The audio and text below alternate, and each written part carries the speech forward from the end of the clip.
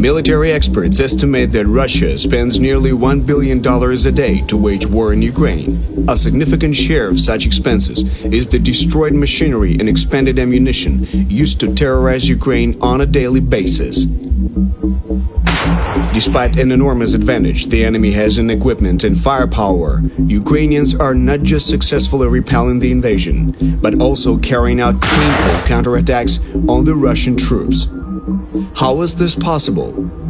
In today's focus, heavy artillery and how, with your help, it can alter the course of the war.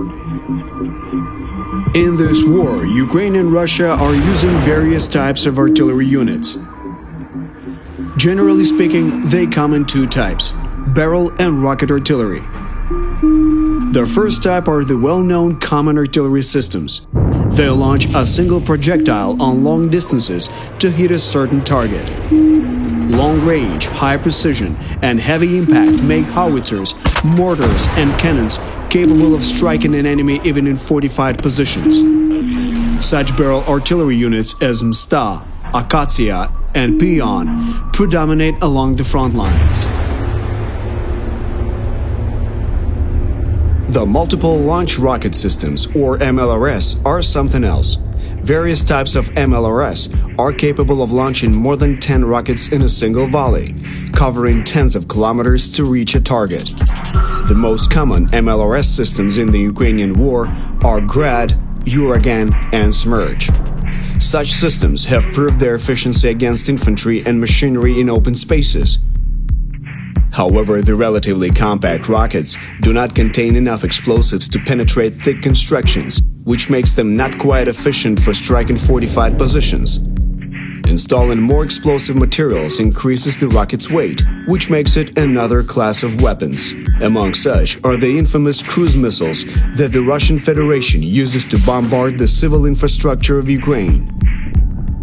In such a way, while barrel artillery fires separate projectiles with precision, the MLRS covers larger areas but with a lower impact force of each rocket.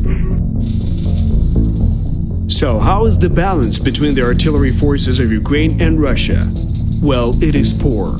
In the midsummer, Russians have been actively using nearly 1,200 artillery units, while Ukrainian forces operate with around 200, which makes it 6 times fewer. Meanwhile, Ukrainian Commander-in-Chief Valery Zaluzhny has said that during just one summer day, Russia fired nearly 45,000 rounds only in the north of Luhansk and Kharkiv regions. And this does not even include the whole length of the front line. Ukraine's daily return fire consists of 4,000 to 6,000 rounds. So why, considering such an immense advantage, does Putin continually fail to dominate Ukraine completely? Firstly, Ukrainians know how to fight a war. Ukrainian artillerymen are one of the best in the world, getting a proper education in acclaimed artillery schools of Ukraine, in Sumy, Odessa, and Khmelnytsky. It is also worth noting the effective use of software for targeting artillery. The most distinguished of them is called Kropiva, and it was designed by volunteers. Add the experience gained since 2014 and the motivation. Another advantage, skillful use of drones for target identification. Learn more about drones in our first video, Fight for Freedom, the God's View.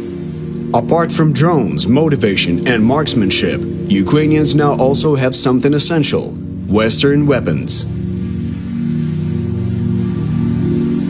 Ukraine and Russia have fundamentally different approaches in terms of tactics and strategy. While Russians simply carpet bomb large areas with thousands of projectiles, Ukrainians fire less but with higher precision. NATO artillery systems, which Ukraine so greatly requires, come in handy here. Such systems as American 777 howitzers and M270 MLRS, Polish Krab, French Caesar, Czech Zuzana II, and German Panzerhaubitze 2000, among others, can be found in different spots of Ukrainian front lines, striking the occupant forces. In the past, Ukraine had also used outdated Soviet technologies prevalent among Russian forces. However, most Soviet artillery systems are out of service or not supplied with ammunition.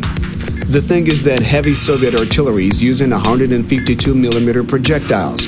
while the NATO standard is 155mm. Ukraine has used almost all its reserves of 152mm rounds, and there's nowhere to get more from, as Russia bought almost all available stocks in the world back in March.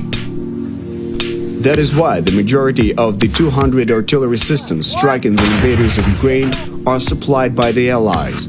However, this also has its benefits, as the NATO artillery is truly more efficient than the Soviet.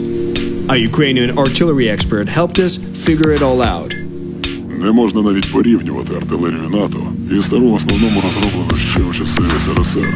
Це як порівнювати люксове авто знаменитого бренду і якусь малолітражку економ-класу. Truly, a flagship of the Allied artillery systems is the renowned M142 HIMARS. This multiple rocket launch system is capable of striking targets within a 300 kilometers range, depending on the ammunition type. Remember how the MLRS systems were not efficient against fortified structures? Forget about it. The HIMARS rockets are devastating and precise even against reinforced targets. Ukrainian artillerymen even described cases when a first rocket made a hole in a building so that the second rocket could strike the enemy inside. The Allies have sent more than 10 HIMARS systems to Ukraine, making the opponent feel it almost immediately. Only within a week after the said systems appeared on the front, tens of enemy ammunition warehouses were leveled to the ground.